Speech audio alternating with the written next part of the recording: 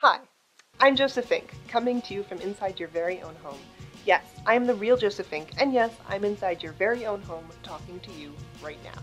I just wanted to tell you about how excited I am to bring you this review of the new Night Vale novel. We are so excited that it's finally here, and we can share it with all of you. You can find this review anywhere media is shown. YouTube, your movie theaters, in eyeglass stores, at the zoo, and of course, in the library. We don't recommend you go to the library. Don't say we didn't warn you. If you want to support our reviews, subscribe down below, and you will get a personal thank you from Knockoff Cecil herself. And once again, listeners, thanks. Black clouds roll in on a dark night. You can't see them, but you can feel their oppressive weight as they conquer the skies. You feel the terror as they hang above you in the deep, deep black. The clouds are full of animosity and sorrow. You are terrified. You are horrified. You seek cover, but there is nothing and no one that can hide you from the wrathful gaze. There is no escape. You try to curl up, but no matter how small you make yourself, you cannot disappear. It is coming. You listen to your own erratic breathing and whimper. It is here. Night Vale.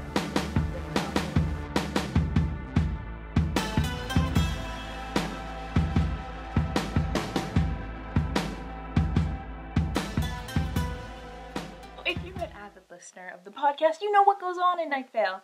It's about a community radio station in a weird, Lovecraftian town where you're lucky to live past 20. And if you aren't familiar with the podcast, here's what goes down in pretty much every episode. Cecil gives updates about what's happening around the town, while something life-threatening gets worse and worse. Right after the climax, the show cuts to the weather, and then after the weather, the problem is magically solved. 90% of the podcast is from Cecil's perspective, and every once in a while somebody else comes on the show to talk.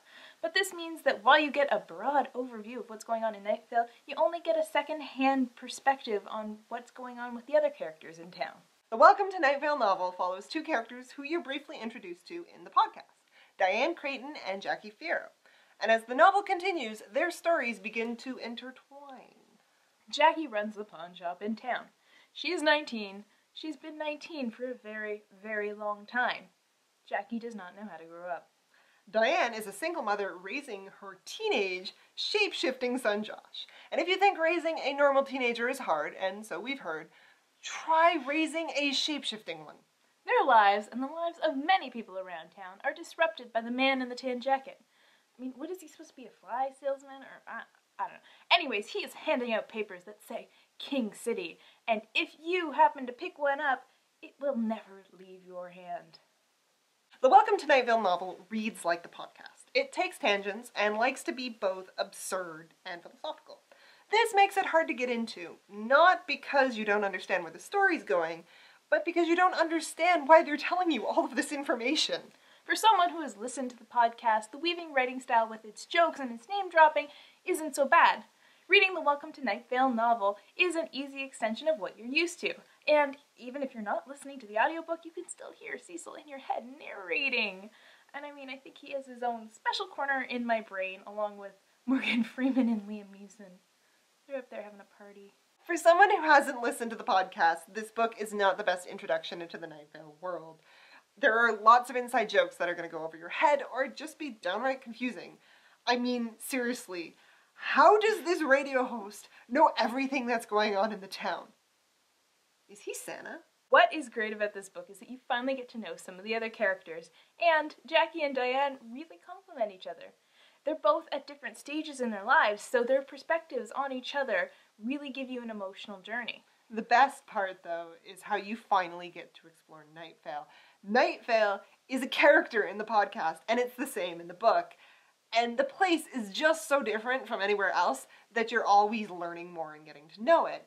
And the book satisfies your curiosity, but not all of it, because what would Night Vale be if we understood it? The writing style of the book and the fact that it relies so heavily on its involvement with the podcast is going to make or break this book for some people.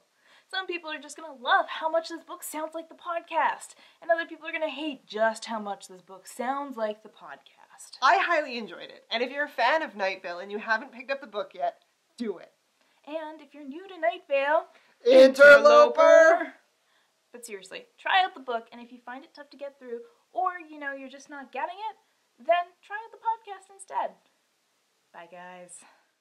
This review is owned by Death of the Author Reviews. If you want to support these reviewers, check out www.dofthea.com for more reviews, rants, and unfiltered thoughts, or subscribe down below. Today's proverb: if you put a frog in a pot of hot water, it will immediately jump out.